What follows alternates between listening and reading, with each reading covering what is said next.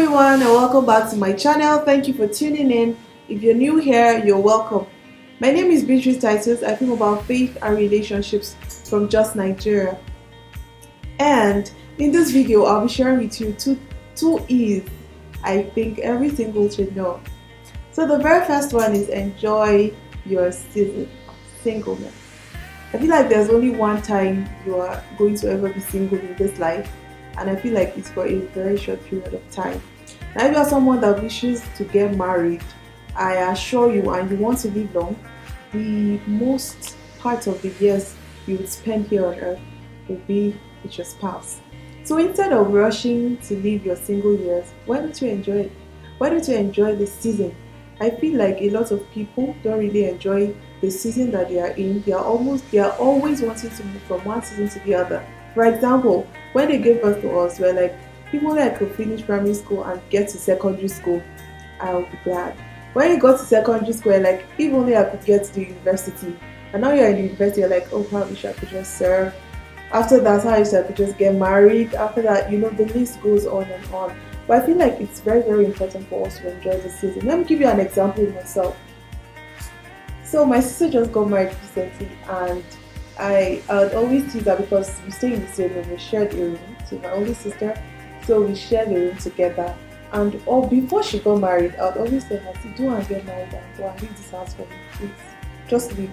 And sometimes I would actually say, and I would really be sincere about it, because I'm like, really, I want my space. I just want to be alone. Please don't leave me. I don't want anybody to disturb me and all of that.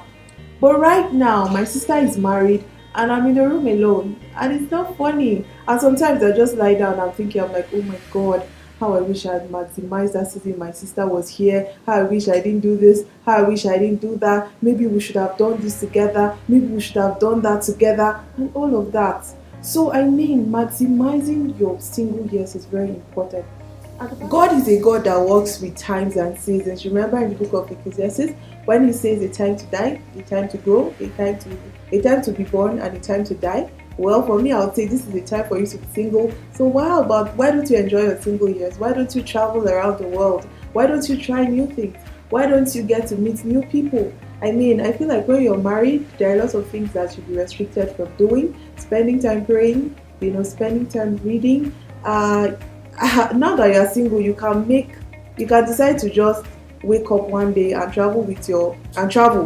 Once your parents allow you to travel, you can just decide to travel.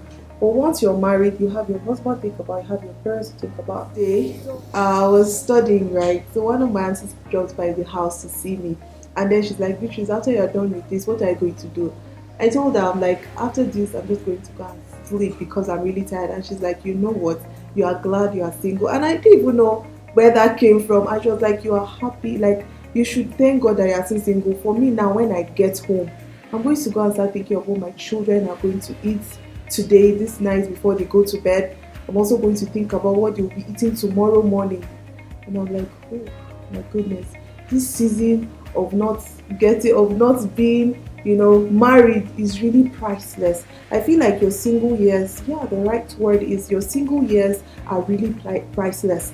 I feel like you should make use of it so that you don't end up getting married and end up biting your tongue, and saying, I wish God, I wish you could take me back to my single years. I wish I could do this. I wish I could do that. So to avoid all the wishy-washy, all the wishes, I feel like you should enjoy your singleness.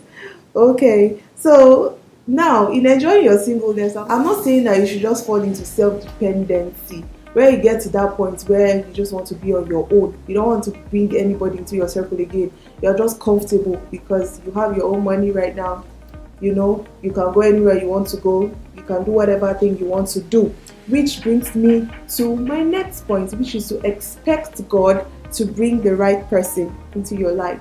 So now, in the process of waiting, in the process of enjoying and maximizing your single years, it is important for you to expect God.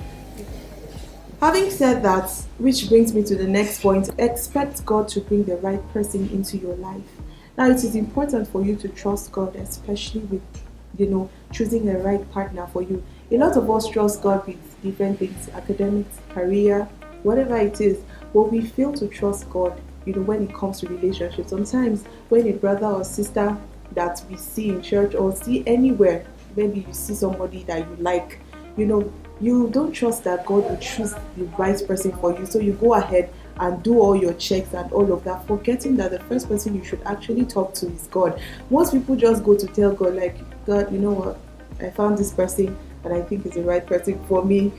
Instead of going expecting that God is the person that will truly bring this person into your life, now you are going to introduce the person that you've met to God.